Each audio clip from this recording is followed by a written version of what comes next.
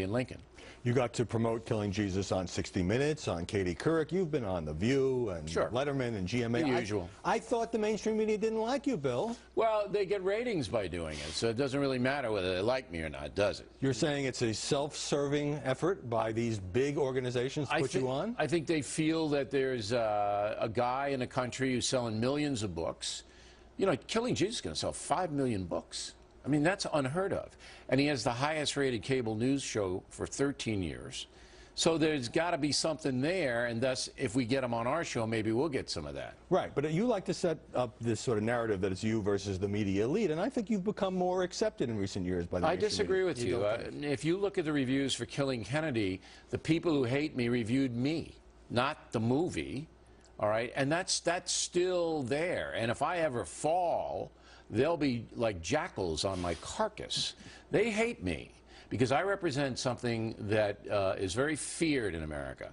I made my success outside of the establishment. That's how I did it. And they don't like that. And the right doesn't like me either. If you listen to talk radio, they don't like me because I don't toe the line. I'm an independent thinker, and I do things my way. Does it bother you that people hate you, to use your verb? No, I asked President Obama that in my last interview with him, you know, because I think he is very sensitive to that. My opinion, I could be wrong. I don't like the cheap shots. The cheap shots I despise, and I go after people who do it. But if you just don't like me because you think I'm obnoxious or you think that I'm misguided politically, that's all right. All right? But if you try to hurt me or my family or my enterprise, you're trying to hurt it, I'll come after you. I'm here in the no-spin zone, and when you talk about President Obama, and you haven't been personal in criticizing him, but you have been very critical of this president for the last 5 years, would you agree that the mainstream press, particularly with this botched Obamacare rollout, with the NSA spying, or other issues where he hasn't appeared to be plugged in, has also been more critical of this president than in the first term? They had to, because they were losing credibility. I mean, the people who apologize for Barack Obama now are losing ratings and readership. They're hemorrhaging. They're going out of business. So it was a business decision. But if they could, they'd still stay with their guy. They have a lot of emotion tied in. And I disagree with you. I haven't been overly hard on Barack Obama's presidency in the last 5 years. I've reported fairly and analyzed it fairly on a factual basis. He's done some good things, and I gave him credit for those good things. But you are basically opposed to his approach to government, which you would see as big government, and you have... But that doesn't matter. Just because I'm opposed to it... I'm not saying you're being unfair. Yeah, it doesn't mean I'm going to go after him in a way that's unfair or illegal, you know, violating journalistic standards. Look, Barack Obama is a true believer. He believes that Obamacare is best for Americans. That's what he believes. I respect that. That he's not a phony. He's not trying to lead us into this communist paradise. He believes it. I respect true beliefs. But he's desperately wrong. He's wrong. It's bad for the nation. So I look out for the folks, and I have to report that.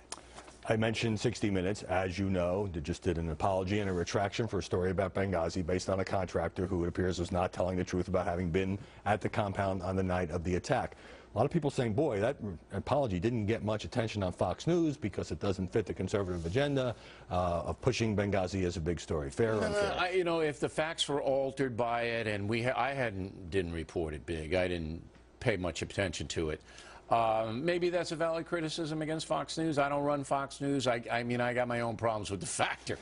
I look at it this way. But a big mistake by 60 Minutes, why didn't you do more with it? Why didn't I do more on what? The mistake. Because everybody makes them, and it doesn't really have anything to do with people's lives. The people's perception of Benghazi wasn't changed by Lara Logan's report. They brought in a guy who was a charlatan. He faked them out. He wanted to sell a book. He wanted money. Happens. Happens. I feel sorry for 60 Minutes. I think they're a noble enterprise. If I thought they weren't, I'd go after them. But I'll cut them some slack on the mistake.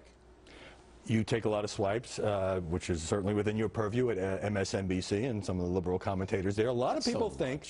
I mean, Howard, I don't spend much time on MSNBC. But a lot of people think that what MSNBC has done by going left is set out to copy Fox News, only on the other side of the ideological spectrum. Well, they're not making any money. I mean, they're not doing very well. Their audience is very low. So I don't know. They can do what they want over there. Look, The only thing that I don't want is personal attacks designed to injure. If I see that over there, I'll dip in a little bit. But Chris Matthews saying, why isn't, let's write a book, Killing O'Reilly. I know he's not, he's just kidding around. Right. I'm not making a big deal out of that. They do what they do, we do what we do. Who wins, Howard? Who wins? Well, you measure everything by numbers. Fox News is on top. That's right. But there's also a battle for influence in this country, as you know. All right, so, I mean, if the bottom feeders want to feed down there, fine, but it's not even close, all right? It's not even close. It's like the Denver Broncos and the Jacksonville Jaguars. That's how far apart it is. Your view that most of the mainstream media lean left, was that forged in part by the years you spent at CBS and ABC? Absolutely. But do you think that everybody in the media leans left, the working reporters, as opposed to, say, Bill Maher, the New York Times editorial page? Well, look, let me break it down for you. Local news doesn't have much ideology. They just cover whatever sensational story. So there's not a lot of that. When I worked at Channel 2 in New York, there weren't people doing that. When I went to CBS, absolutely. 9 out of 10 people were confirmed liberals who wanted a liberal approach to the coverage of the news. When I went to ABC, it wasn't quite that bad. All right, maybe it was 65, 70% rather than 90. And Jennings didn't like it. It made him queasy. But he was a liberal and a politically correct guy, but he didn't want that, which rather embraced more of a, yeah, let's cover it from this kind of point of view. So sure, I was there, I saw it. I was a reporter. I didn't have any ideology at all. And I didn't care about it at that point. So, but I certainly brought that into the seat here. On this set, occasionally, you've gotten into shouting matches with Alan Colmes, with Geraldo. Do you ever go home and say, well, maybe I went too far, Sure. or it's good for ratings, it's good TV? I have to walk the tightrope, you know, but I have to be a real person here. Barney Frank lied right to my viewers, right on the air, provable lie, and then he said he didn't lie, and I let him have it. He deserved it. Geraldo on the illegal aliens committing crimes, and Geraldo wasn't concerned about it, just galled me. Just galled me. It just hit me the wrong way. Colmes, I didn't believe was telling the truth. I was probably too hard on Colmes. I don't think he intentionally lied, but it just hit me the right. I walk a high wire here, all right? Sometimes I make mistakes. Sometimes I overdo it. But I think, you know, after 17 years, we get a lot more right than we get wrong.